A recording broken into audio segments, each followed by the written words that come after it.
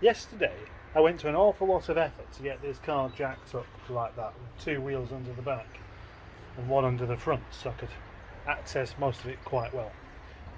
The really daft thing is, though, I do have a tool that can get this jacked up much more efficiently and easier than the trolley jack.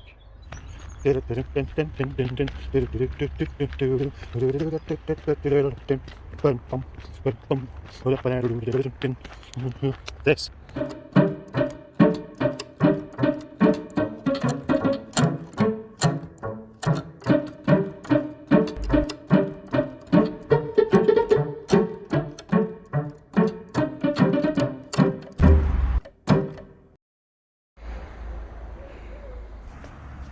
I don't even have to jack this up that high to get the wheels out, which is a pity really, because it'd be fun to have it at a right silly angle.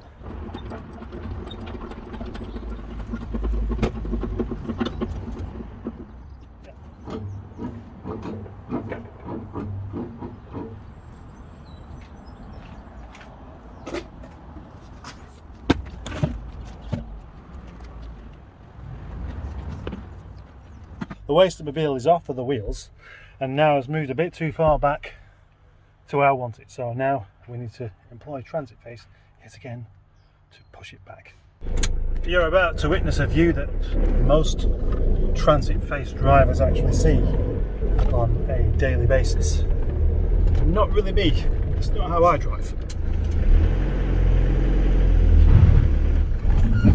Look, I've given myself a little problem. That's not going to close.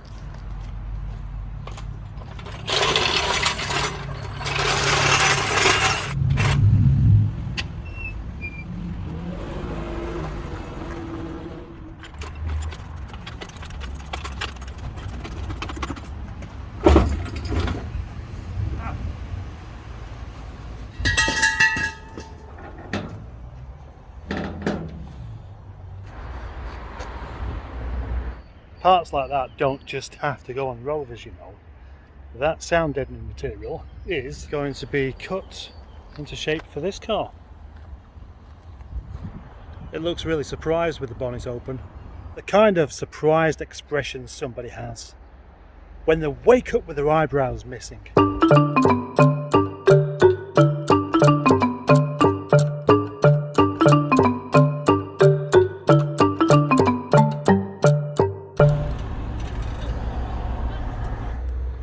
Now, look at that, 4:05. The progress on taking the engine out of this car has been slow. So slow that I haven't even mentioned the fact that that's what I intended on doing today. But that's it. So I've got 2 hours to take this engine out. Can I manage it? Taking engines out, a truly exciting affair. Yes, exciting, but not at all glamorous.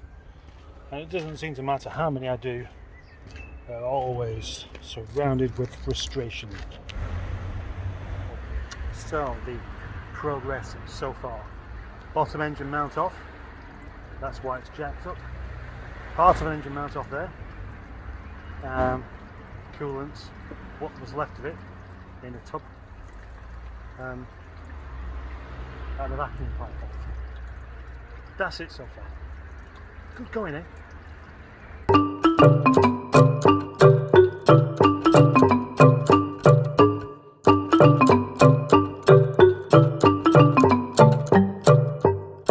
I wonder if he was expecting me to be pulling the engine out straight away. Nope, I just had to pull it up to move an engine mount. It's time to see how close I am to yanking this screw.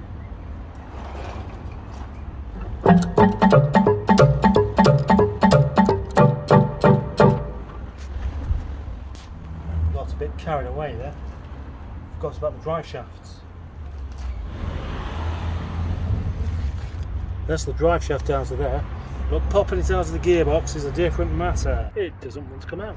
It doesn't want to come out. It doesn't want to come out. That's enough for today. Something different tomorrow, I reckon.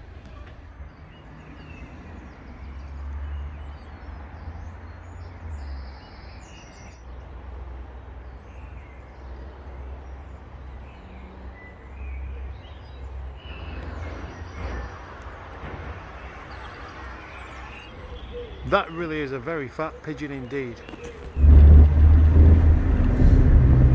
Just a couple of minutes ago, James Corrigan was saying something about asking the mustard in a comment, which I quite like the idea of. And why is salt salty? Well, salt, table salt, is sodium chloride, which is a combination of sodium and chloride, or chlorine. And the sodium is the bit that gives it its, not taste, but it causes a reaction between your taste buds and other things that you can taste. You can taste salt, of course, but I believe it's something. The actual answer to why is salt salty tasting is much more simple, and that's what salt tastes like, just like anything else. Why is fish fishy smelling? What makes a banana so banana-y? Yeah, that's the kind of question I like to answer. Coins, you know, you get coins in your pocket, and they rub together, and you get tiny fragments of the metal coming off, and they're always an alloy, and you can smell it. You can smell it on your fingers when you pick coins up and put them back in your pocket. Why do coins smell like coins? Because they're made of coins. Next time I do that, I'll try and take it a bit more seriously and just have it as one of my kind of thoughts that I have. But here's a question for you, James Corrigan. Do I still deserve 500,000 subscribers?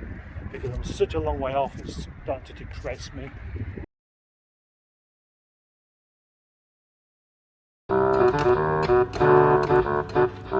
Hello. We are definitely on part 2 and day 2 of the engine removal of Project Waster's L Series diesel engine. Diesel.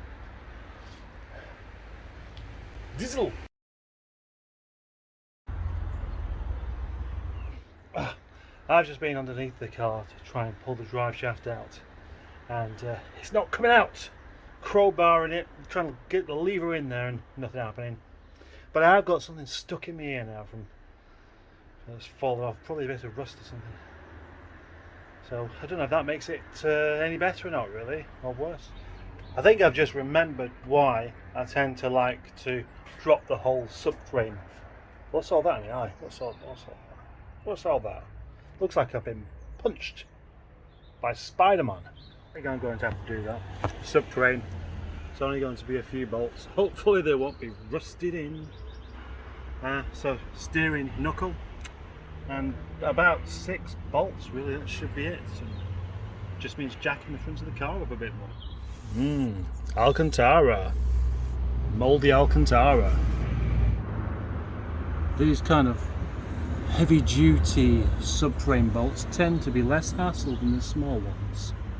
Inside the car we see the steering knuckle and the bolt that holds it together, and because it's a pre-project drive and because it's a project drive car, it's not even covered up, so it's easy to get to. Sometimes when a previous owner has had the subframe off, it's a good thing, because it means if they're caring, they'll do the bolts up not too tight and apply a bit of copper grease, etc. Other times it's best if they don't. If it's never been messed with, the bolts won't have been done up too tightly in the first place. And then the worst situation is where someone's taken it apart and put it back together and then used their steroid fed nephew to put all the bolts back in, and you can't get them back out.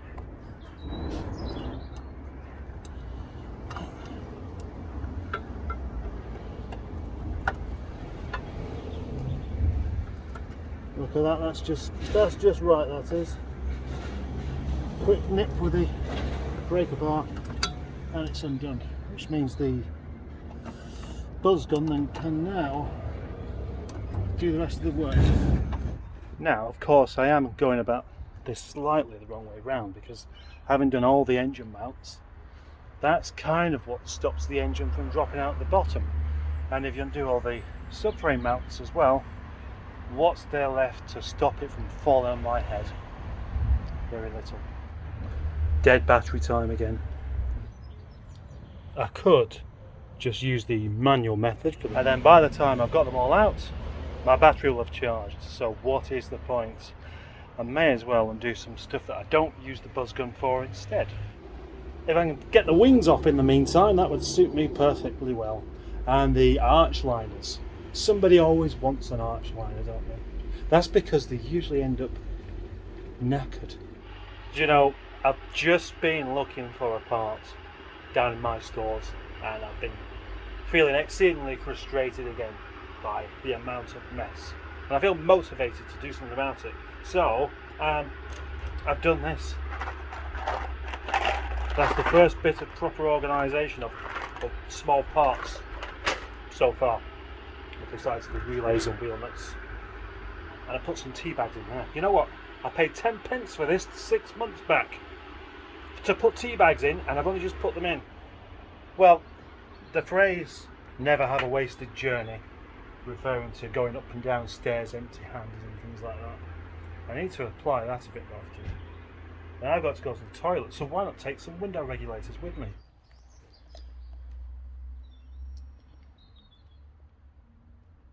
Genuinely, there's just too much down here to not have properly sorted out.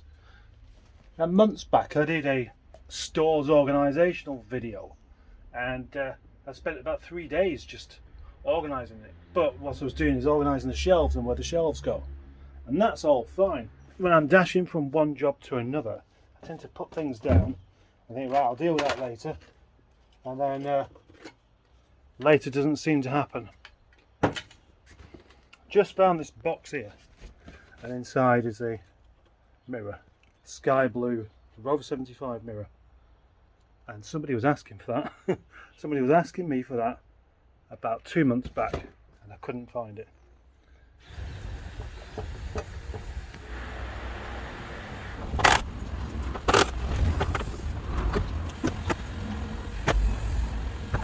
Time for some squeaky stuff.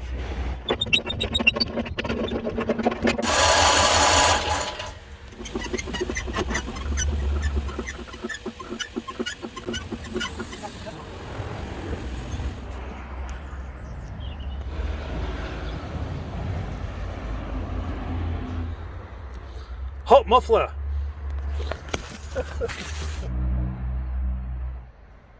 I think Tony and the Bandit are coming to their natural end. Wearing out from the inside, there's hard plastic bits sticking out everywhere. The insoles are worn right through with all the grit and stuff, and their faces are coming off. I need a fitting tribute for these boots. Ever since I drew that face of Tony Blackburn on there, they've become a character. And then Dick Dastardly called them Tony and the Bandit when Burt Reynolds went on the other foot. They're more than just a pair of boots. They've got character. They've got soul. In fact, the soul is perfectly good. But it's what's inside that counts. And that's why they're not really usable any longer. I can't throw them away. I need to keep these boots. But keep them for what purpose? Are they a character of the channel? But yeah, they are. Should I auction them to someone who can never wear them because they stink? Or should I just hang them up inside the workshop on display? I think that's the answer.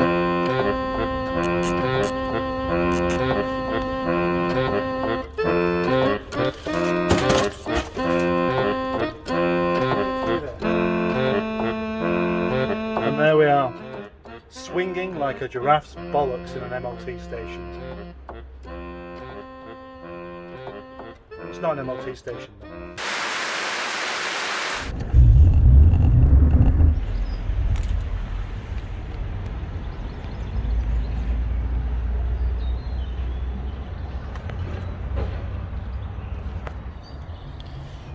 My next job is to remove this engine and subframe and all the suspension gubbins and gearbox, because obviously it can't stay there. But this is going to be a bit tricky because there's nowhere out the gate to take it. can't pull it forward, I'm going to have to pull it sideways. Right, time to get some work done. I've been here 25 minutes and all I've done is eat toast so far.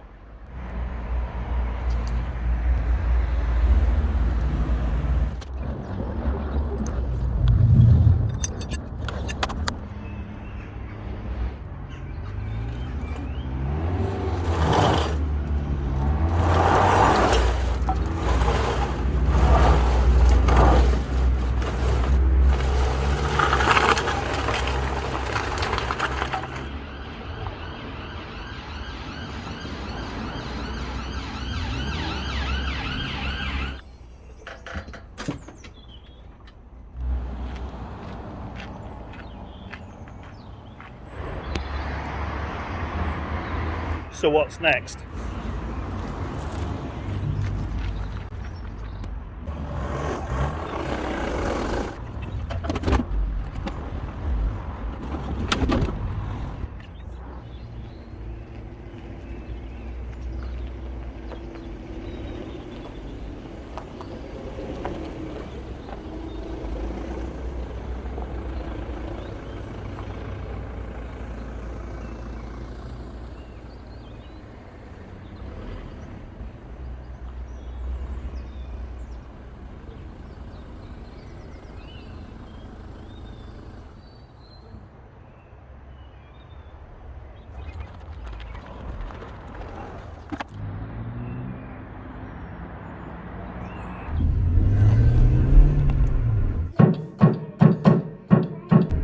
End.